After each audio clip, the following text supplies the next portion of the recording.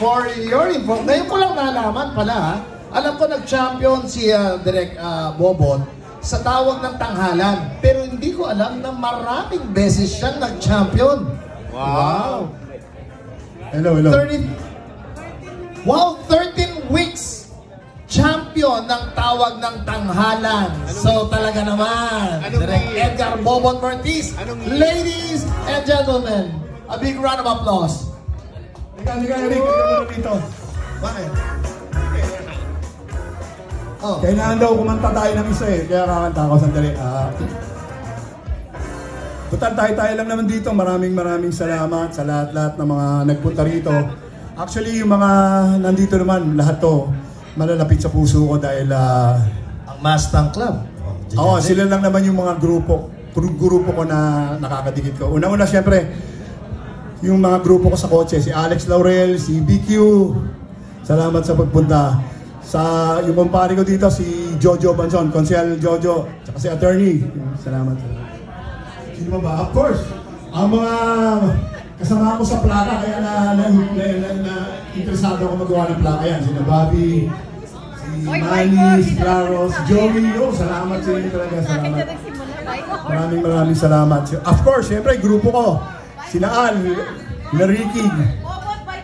Siyempre, yung wife ko, siyempre, China Aster, yan. Leia, si Ana, si Alan, maraming salamat. Bicor muna, sabi muna. Oo nga, Bicor.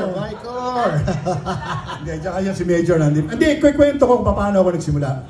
Alam nyo, nagsimula ako sa tawag ng tanghalan. Kaya,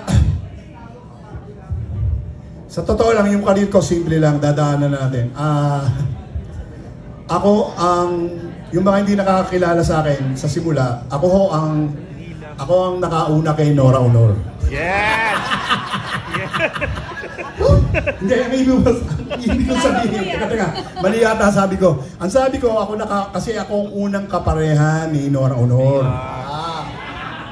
Magandang klaro lang. Tapos kaya lang, nagkain-laban sila ni Tirso. Nagkaroon kami ng triangle eh. Nagkain-laban sila ni Tirso. Naitsapuera ako. So parang, ayun, dahil singer naman ako, nung nawala yung triangle namin nila Tirso, balik ulit ako sa pagkanta. Tapos, one time, nasa ABS kami, may show kami noon, yung operat ng Putol-Putol, nakasalubong ko, doon ko nasalubong si Vilma Santos, Kaya, ako din ako nakauna kay Vilma Santos. Ang ibig ko sabihin na ako ang una niyang kapartner. So ngayon, nagka-love team, gano'n. So, ayun na, nung nawala na yung love team namin, ito na yung istorya ko sa pagkanta. Ayun, balik ako sa pagkanta. Kung saan ako kumakanta, wala akong trabaho. Hindi gaya nung nangyayari ngayon sa love team, pag nag-split, tinutulungan ng production o nung kumpanya nila. Like yung Katniel, nag-split yung Katniel, suportado sila ng ABS pareho. Nung kami ni Vilma, nung nag-split kami, tinanggalan ako ng trabaho, wala akong trabaho kagad. Si Vilma kagad ang pinili. Ayun. Kaya, balik ako sa kanta, kaya pinilit kong gawin tong album na to. Kasi naalala ko nung araw, kumakanta ako kung saan-saan. Kumakanta ako sa Eduardo's, sa Rinos. Tapos yung mga, kung naaalala nyo pa, sino ba nakakaalala pa nung Nice Night? Nice sa may Pasay, nice. Ayaw nyo umamin kahit naaalala nyo eh. Direk, basta Pasay, iba yung nasa isip namin. Sa Pasay, yun yung gabi-gabi kumakanta ako doon, gabi-gabi pinipikap ako ng pagkatapos naman ako ayun, kaya maganda naman ang buhay ko dahil yun, na-meet ko yung misis ko, ayan, Santos Dinu yan. Talagang mahihilig ang Santos sa akin eh.